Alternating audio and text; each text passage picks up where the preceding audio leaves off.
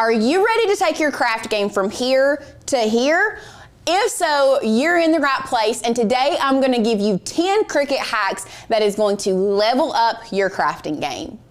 If you're new here, my name is Lauren and I'm a craft producer here at Makers Gonna Learn, where we strive to always bring you inspiration, education, and motivation to use your machine. And plus, we love to throw in some hacks sometimes. So today we're focusing on some secret Cricut hacks that you might not have known about. So let's go ahead and get started.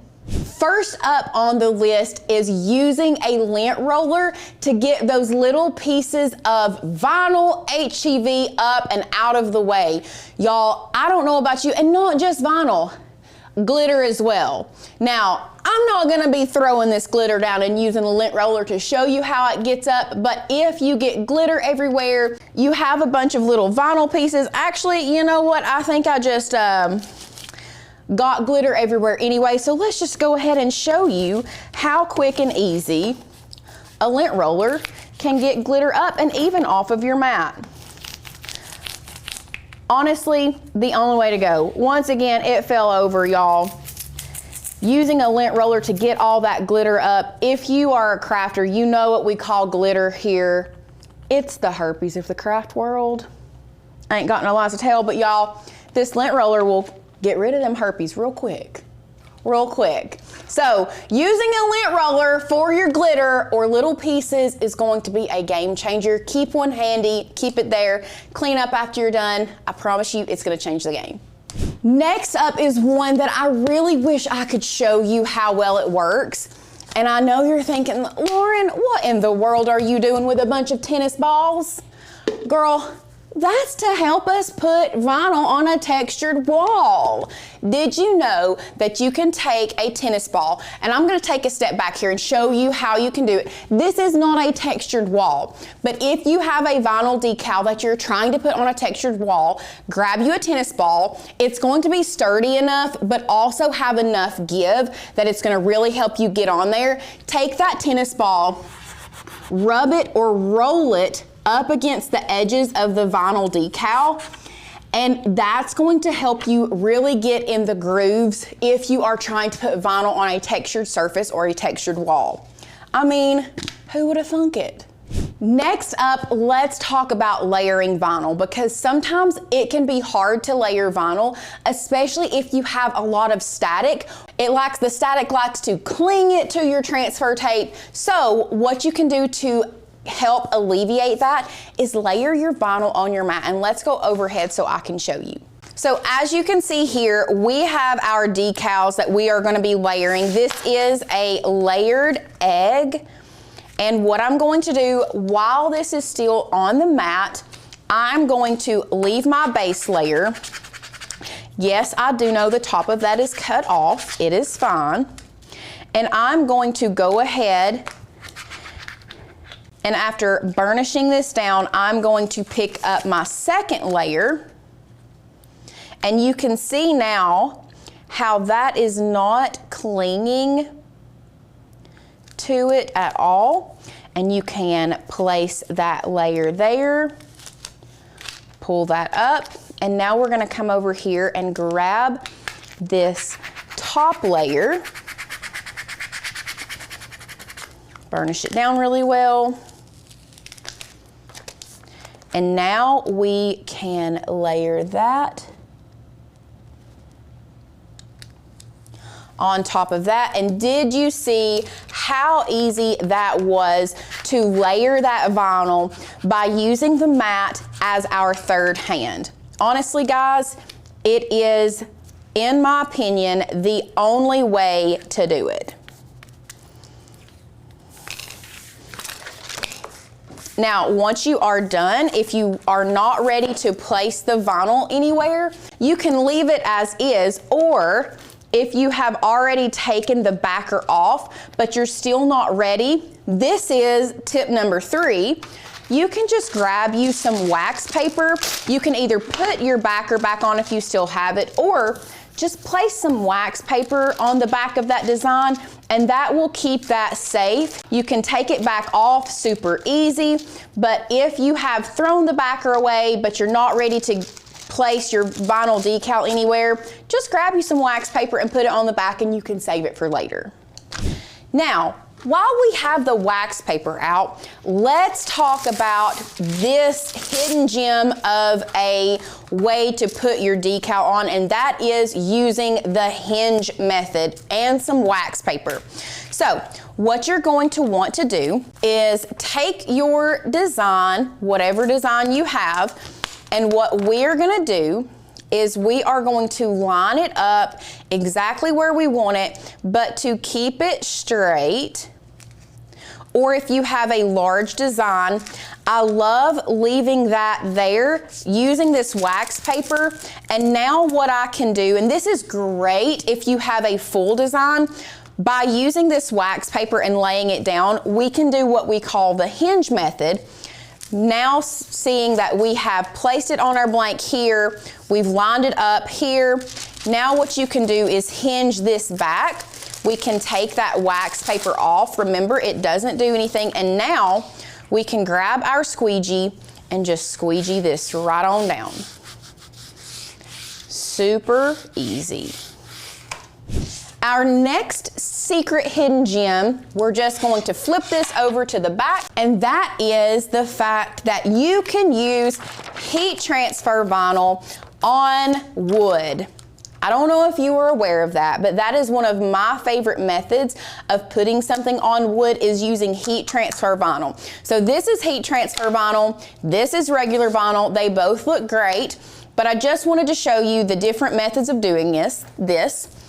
So we have our Cricut Mini Easy Press on a heat setting of 2, and all I'm gonna do is come in here and iron this down.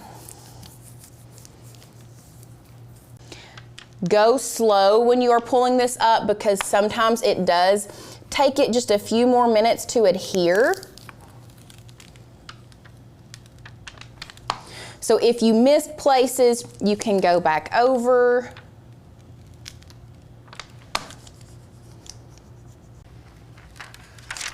But look how good that turned out. One of the reasons I love using HTV on wood is because it gives such a smooth effect.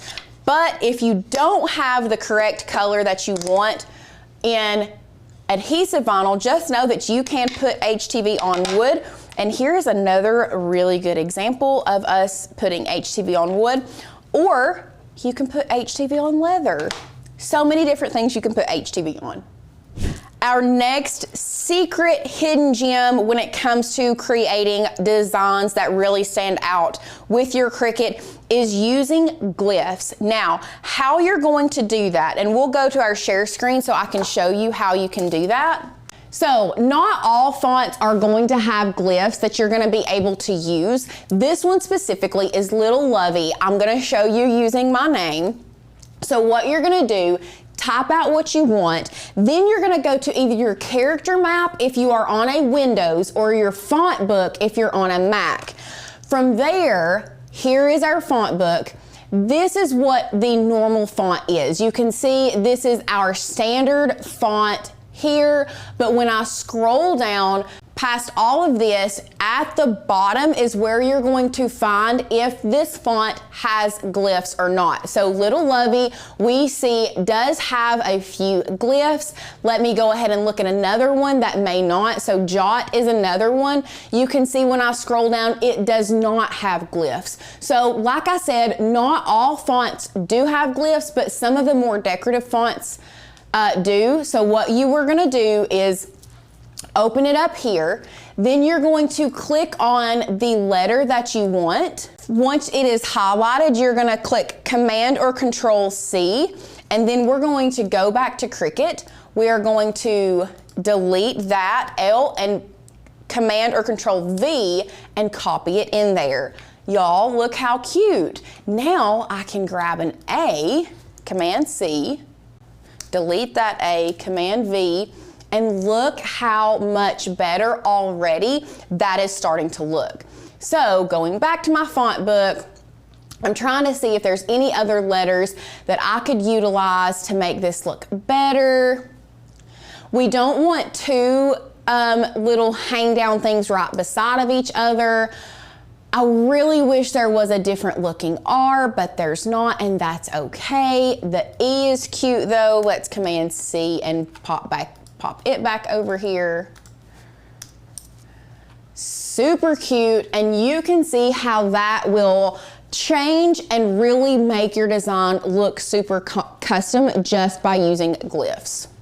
Next secret hacks, and that is one of my favorites, using slap bracelets as ways that you can keep your vinyl together. Y'all, roll your vinyl up, whether it's regular vinyl, heat transfer, and pop that on there, and it keeps it together perfectly. Now you don't have to worry with peeling tape off of there. You can just slide that slap bracelet off, and then once you're done, roll your vinyl back up, slap that bad boy back on. Next up, and this is one, I wouldn't really call it a hack, but it is definitely one of those that you should be doing if you aren't, and that is if you are using thicker materials, you need to make sure that you use painter's tape to tape it down. Now, the reason that we use painter's tape is because it's going to come off the material so much better. If for some reason your Cricut gets over here and starts cutting through it, painter's tape is so thin that it's not really going to change the way that it cuts, but it is going to be strong enough to hold your material down, but also not so strong that when you pull it up, you're not messing up your blank. So using painter's tape versus, let's say, washi or duct tape is really going to be better when you're doing a thicker material. Washi's not going to be tacky enough to hold it down. Duct tape is going to be too tacky that it's going to tear your blank up. So painter's tape is the way to go when you're working with thicker material. Last, but certainly not least, is you do not have to use Cricut brand pens or markers in your Cricut machine. I promise you these will fit, and if they won't, let me show you a workaround. So first off, what you need to check first is you need to open clamp A, take the pen or marker that you plan on using, and see if it fits down in that adaptive tool or in that holder. As of right now, this one fits great. You can tell that it fits great because I'm just barely pulling it up and it's not coming out. It is being held very well. But if for some reason yours does not fit in there, did you know that you can pop this guy out? It may take you a minute, but you can pop that adaptive tool out. And if that's the case and your pen doesn't fit in it, all you have to do, add some rubber bands to the outside, and this may be a trial and error kind of thing. Add some rubber bands to the outside of your marker, stick it in there, place it really close to the bottom, and clamp that down, and look how well that does. It's not going to come up when it adds pressure to it, and it's going to write beautifully on whatever design you are creating. So what do you guys think? Was there anything throughout this video that you learned that you didn't know? Make sure you leave me a comment down below. And if there is a hack that you have that we've not talked about, we love to hear the hacks that you guys have. Who knows? We might give you a shout out in our next hack video. If you haven't already, make sure you hit that thumbs up button, subscribe to our channel, and hit that bell notification so that you can get notified every time we get crafty. And if you want more of Maker's Gonna Learn, we're not just here on YouTube. We actually have a membership where we bring you hundreds of new cut files every month, new fonts. There are 20,000 plus cut files in our library currently and growing every single month. We add more for you guys. You have commercial use license. And if you ask me, I think we have the best little corner of the internet with our private Facebook group and our members. I'm telling you, if you're looking for a crafting community to be a part of, Maker's Gonna Learn is the place for you. All of our members are so supportive, so uplifting, and so helpful, and we would love to have you as part of our community. If this is you and you're not already a part of our community, click that first link down below and check us out. If you want to learn more hacks with your Cricut, check out this video here.